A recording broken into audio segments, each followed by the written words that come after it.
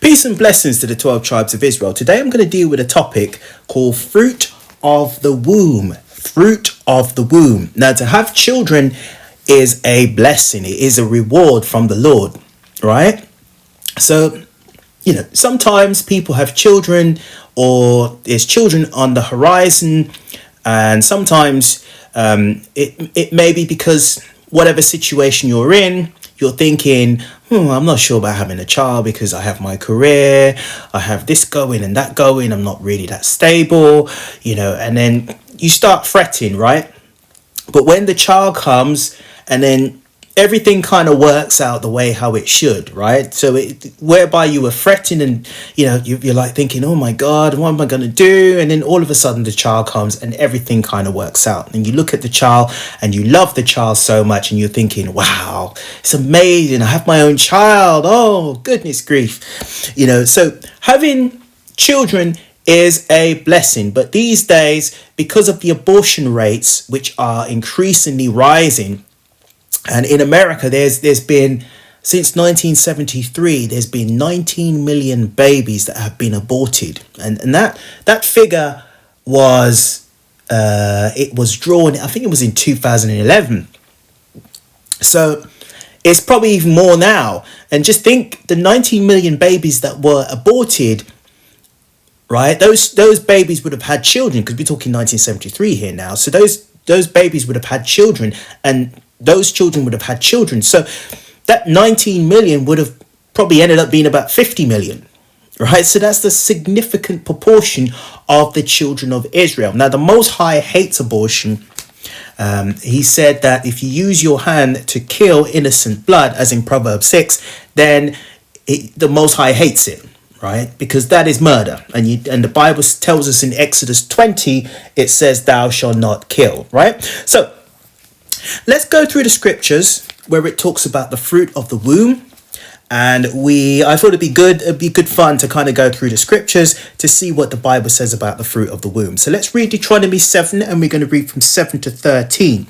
The Lord did not send his love upon you, nor choose you, because you were more in number than any people, but you were the fewest of all people. So the Lord is speaking to the children of Israel, and he's saying to us that we are the special nation. We are the peculiar nation. We are that special nation, the apple of his eyes, and we were made to be rulers of the earth.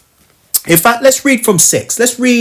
So we read in Deuteronomy 6, we read in Deuteronomy 7, and we're going to read from 6 to 13. But thou art a holy people unto the Lord thy God. The Lord thy God had chosen thee to be a special people unto himself above all the people that are upon the face of the earth. So we were chosen, and still are chosen, to be a special people, i.e. we're supposed to be rulers over all nations of people in the earth. 7. And the Lord did not send his love upon you, nor choose you, because you were more in number than any people, for you were the fewest of all people. But because the Lord loved you, and because he would keep the oath which he sworn unto your fathers, the Lord brought you out with a mighty hand, and redeemed you out of the house of bondage, from the hand of Pharaoh, king of Egypt. Know therefore that the Lord thy God, he is God, the faithful God, which keepeth covenant and mercy with them that love him, and keep his commandments to 1,000 generations. So you're supposed to obey the laws of God, right?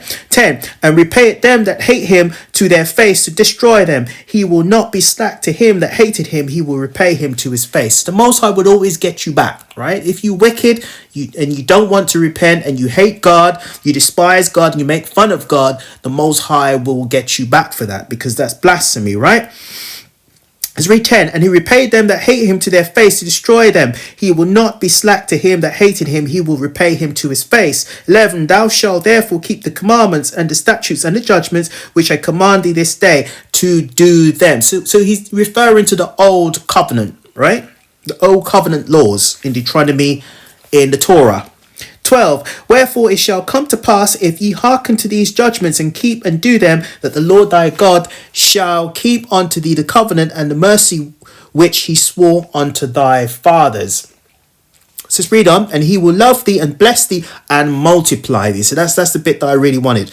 And multiply thee. He will also bless the fruit of thy womb. So he will, as a result of your obedience, you doing what he asks you to do, he will bless you, multiply you, So let's read 13 again. And he would love thee and bless thee and multiply thee. He would also bless the fruit of thy womb and the fruit of thy land, thy corn, thy wine, thine oil, and increase thy kine and the flocks of thy sheep in the land which he swore unto thy fathers to give thee. So he's talking about Israel, right? So let's read 13 again. And he will love thee. So he would love you. So if you're obedient to the Most High, he will love you. He will bless you. He will multiply you.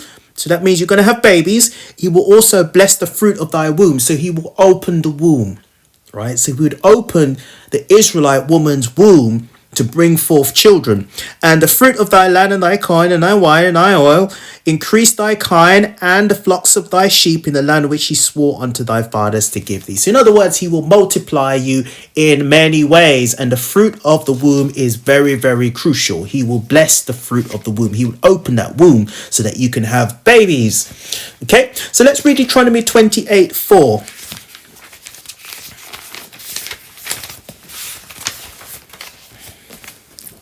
Blessed shall be the fruit of thy body, and the fruit of thy ground, and the fruit of thy cattle, the increase of thine kine, and the flocks of thy sheep. Okay, so let's reverse a bit. So blessed shall be the fruit of thy body, the fruit of thy ground, the fruit of thy cattle, the increase of thy kine.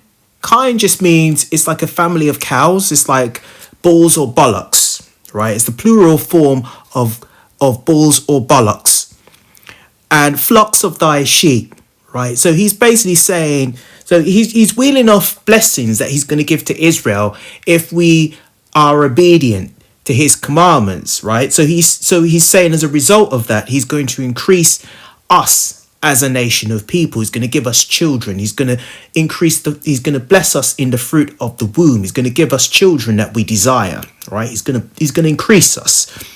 And he's also going to increase the animals, right? So obviously it was an agrarian society. So if you had lots of animals, then that would connote that you're rich. You got plenty, right? So that would be a state of being blessed. Right. So yeah, Deuteronomy 4. So blessed shall be the fruit of thy body, and the fruit of thy kine, and the fruit of the cattle, and the increase of the kine, and the flocks. Okay, so it's the same kind of thing he's saying, right? So this can be precepted with the one that I just read in Deuteronomy 7, right, around 13, right? He's saying that he's going to increase you, basically. He will increase the body, right? He will increase you, increase Israel. So let's now go to Genesis 1:28. So we're going to go to the beginning of the Bible, where we go to chapter 1, and we're going to read 28. So this was the commandment. This was one of the first commandments. I think it was even the first commandments. So let's read it. God blessed them and said unto them. So God created a whole load of people, right? He created a whole load of people, and he's now giving a commandment. And God blessed them and said unto them, be fruitful, multiply, and replenish the earth, and subdue it, and have dominion over the fish of the sea, and over the fowl of the air, and over every living thing that moveth upon the earth. So the Lord blessed them. That's the people that he created.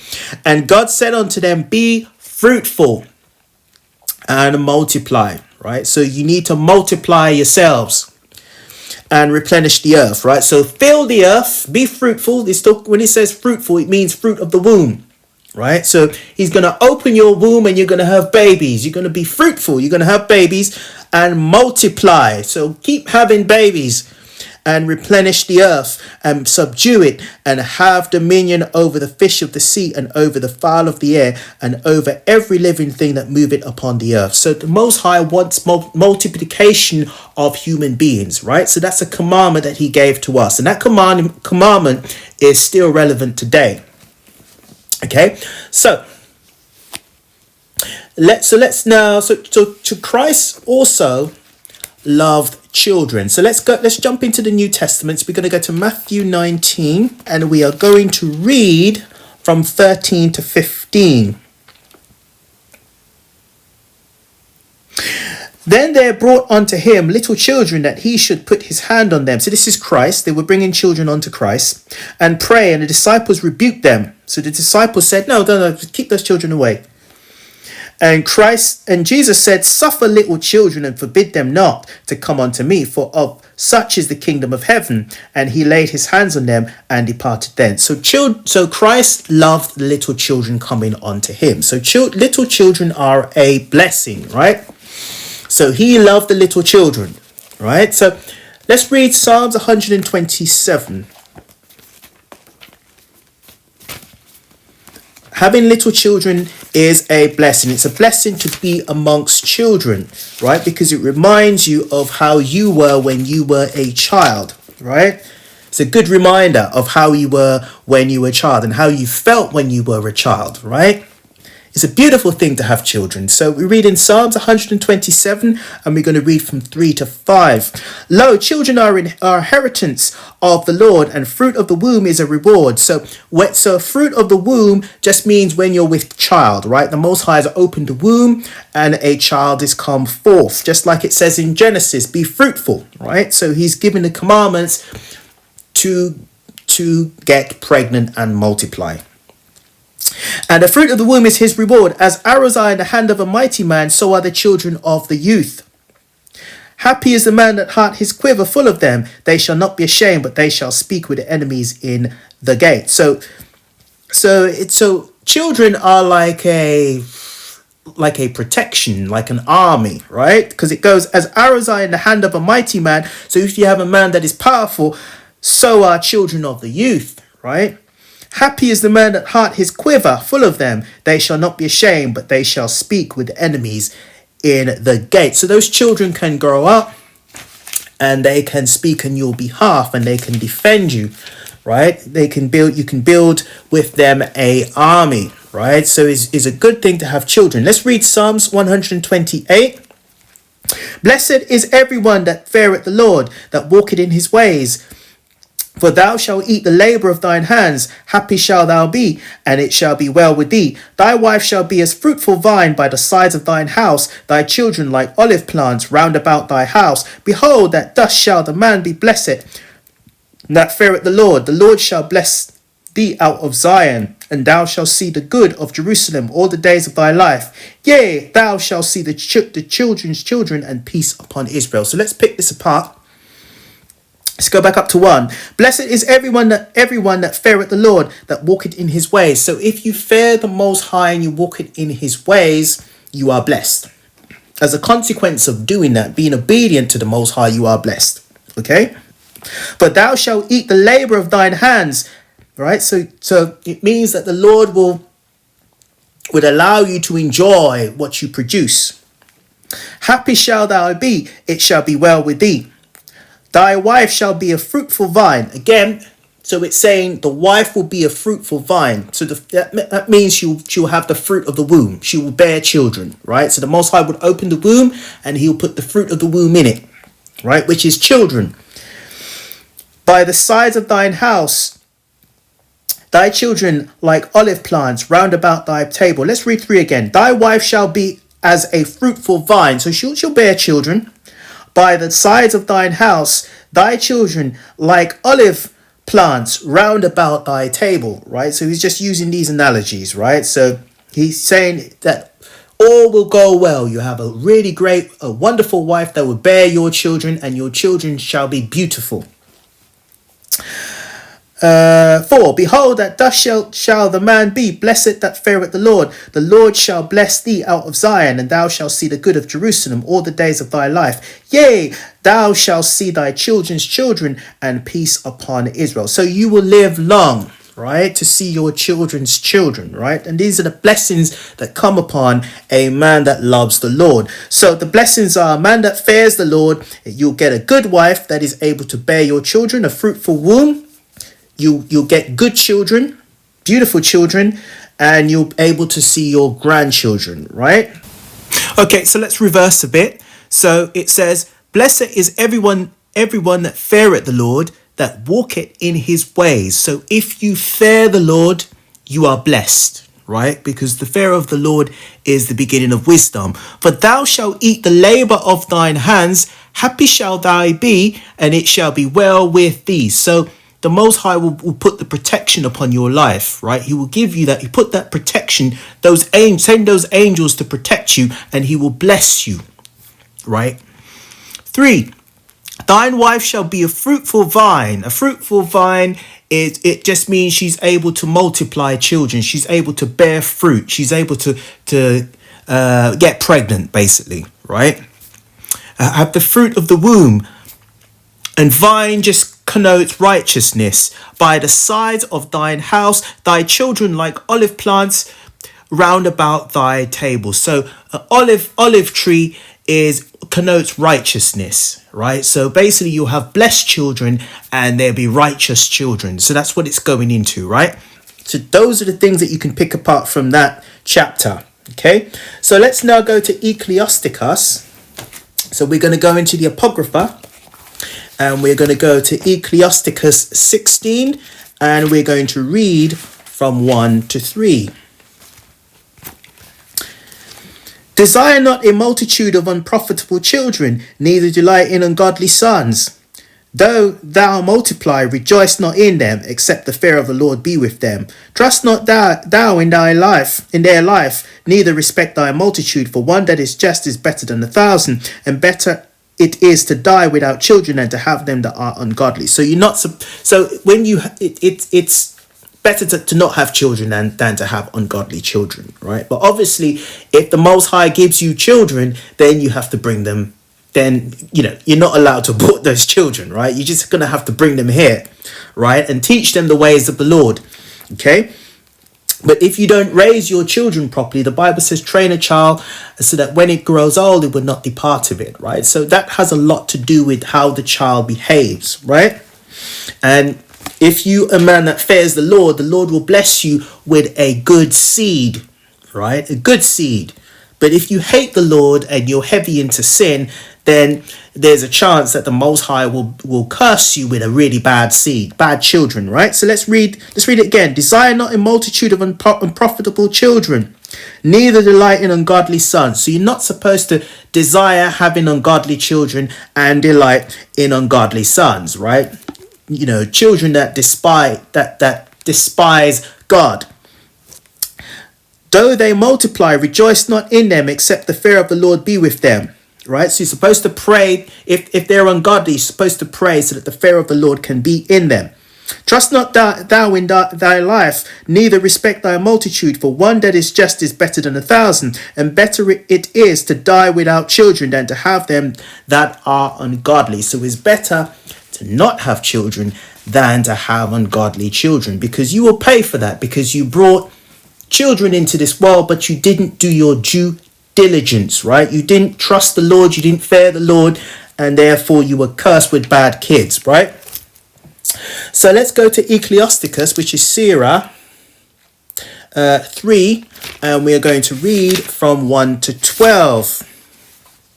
Hear me, your father, O children, and do thereafter that ye may be safe. For the Lord hath given the father honour over the children, and hath confirmed the authority of the mother over the sons.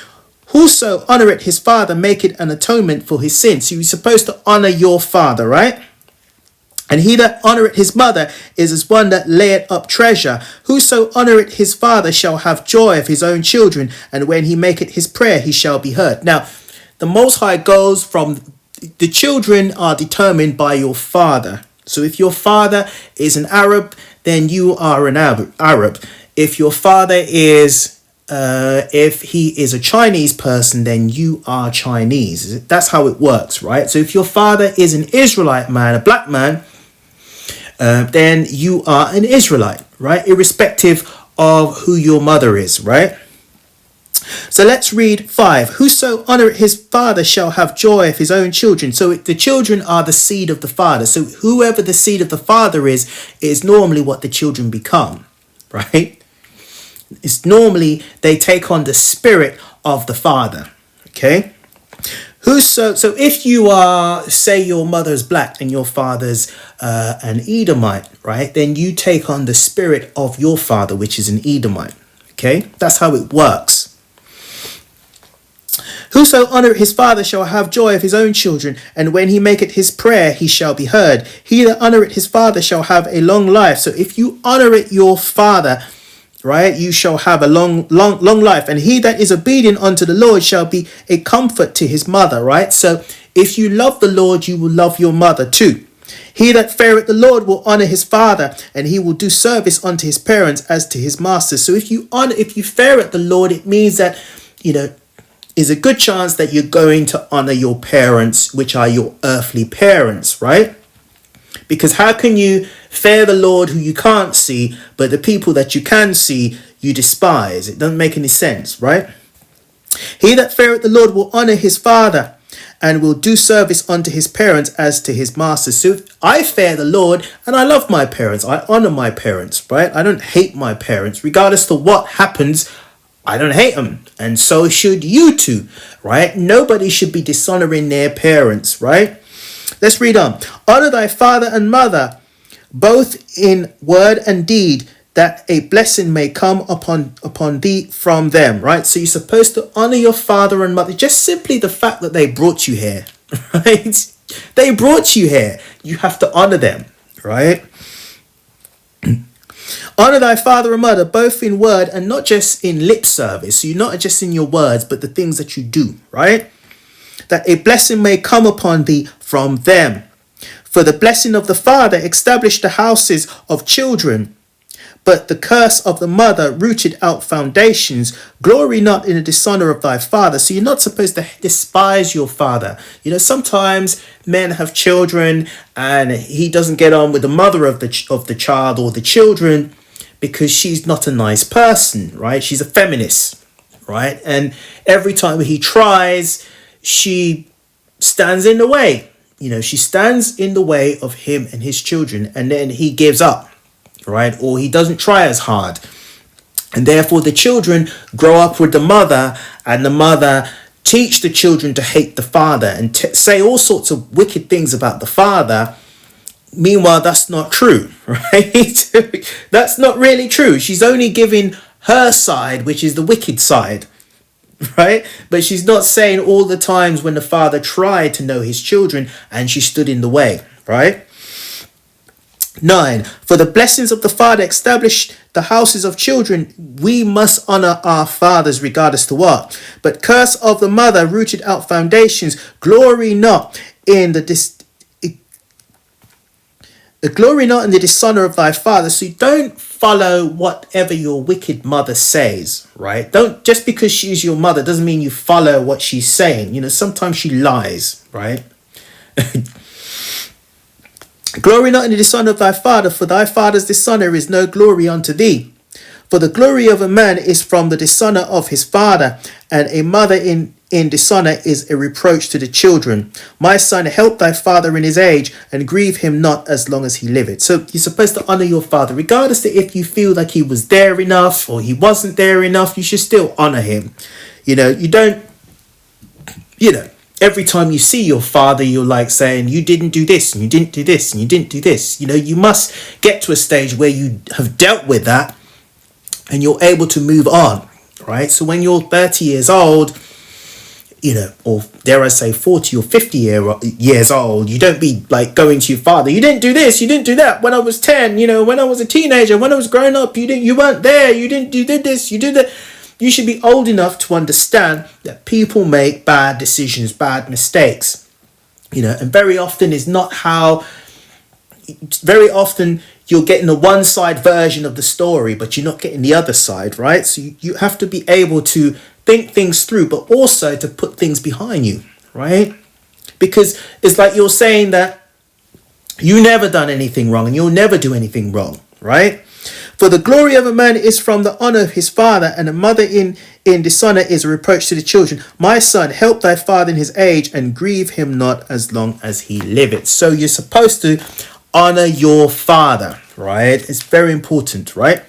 Okay, so let's now go to Tobit 4. Still got a bit of time, so we can now go to Tobit 4. And we are going to read about the seed of the father. Okay. So So we're reading Tobit 4 and we're going to read from 12 to 13. So it's not really a long read.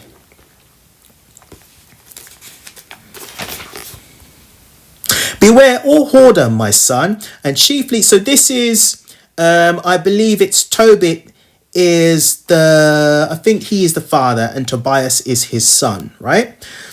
Be aware all whoredom, my son, and chiefly take a wife of the seed of thy fathers, and take not a strange woman to wife, which is not of thy father's tribe. For we are the children of the prophets Noah. So it's talking about Noah, Abraham, Isaac, and Jacob. Remember, my son, that our fathers from the beginning, even that they all married wives of their own kindred and were blessed in their children, and their seed shall inherit the land. Okay, so he's saying that you should take a woman of your own people, right? So it's Abraham, Isaac, and Jacob. So it means Israel, right? So you must take an Israelite, right? Because in the Old Testament, Prophet Nehemiah and other prophets, they were saying that, you know, Israel was polluting the land by marrying the heathens that were on the land, right? And so there was a law that there was not supposed to be any interracial marriage, right? So let's read 12 again. Be aware of all whoredom, my son, and chiefly take a wife of the seed of thy fathers, and take not a strange woman. A strange woman just means someone of another nation, right? To wife, which is not of thy father's tribe. So it's someone of another race of people, right? For you are the children of the prophets Noah, Abraham, Isaac, and Jacob. Remember, my son, that our fathers from the beginning, even that they all married wives of their own kindred, and were blessed in their children, and their seed shall inherit the land. So you're not supposed to mingle your seed with other nations, right? 13. Now therefore, my son, love thy brethren, and despise not in thy heart thy brethren, and sons and daughters of thy people, in not taking a wife of them. For in pride is destruction, and much trouble, and in lewdness is decay and great want. For lewdness is the mother of famine. Right, so it's saying that you must take a wife of your people, right? But in 12 it does say a wife of the seed of thy fathers. So that's really what I wanted to get. The seed, what determines the child is the seed of the father, right? And take not a strange woman to wife, right? So it's saying that you must, my son, chiefly take a wife of the seed of thy fathers. It must be someone of your own race of people, right? And take not a strange woman to wife. It means someone of another race, right? So it's saying your father's seed. So let's read 13 again. And now therefore, my son, love thy brother, and despise not in thy heart thy brother, and the sons and daughters of thy people. So if you're not doing that, it means that you don't like your own people, right? In not taking a wife of them, for in pride, so it means you're very prideful. You think you're above your own people. Is destruction and much trouble, and in lewdness is decay and great want. For lewdness is the mother of famine. Right? Okay. So pride is where all sin begins. Right? So fruit of the womb is very important. Right? The fruit of the womb is the seed. Is the man puts the seed in to fertilize the egg, the woman's egg, and then the woman has a womb in which that egg now can grow. Right, so that is the fruit of the womb, and that's how we all come here on this earth, right? So I thought it'd be interesting to go through that and hopefully give some edification. So brothers and sisters, thank you for listening. I hope you were edified. Shalom.